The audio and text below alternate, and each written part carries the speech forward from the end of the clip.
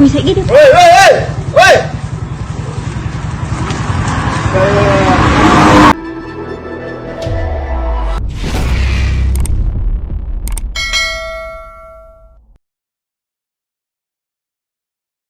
Satu rakaman yang tular di media sosial memaparkan sebuah kenderaan jenis Pro 2 Alza dipercayai terbabas sebelum menaiki longkang dalam satu kejadian yang lokasi serta tarikhnya masih belum dapat dipastikan.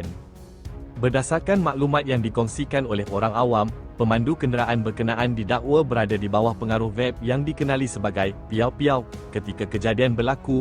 Bagaimanapun, dakwaan tersebut masih belum disahkan oleh pihak berkuasa dan tidak wajar dianggap sebagai fakta sehingga siasatan rasmi dijalankan.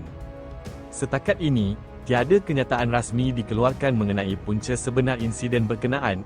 Selain itu, maklumat berkaitan jumlah individu yang berada di dalam kenderaan serta sama ada terdapat mangsa yang mengalami kecederaan juga masih belum diperoleh. Sebarang perkembangan lanjut dijangka bergantung kepada kenyataan rasmi daripada pihak berkuasa berkaitan sekiranya siasatan dijalankan.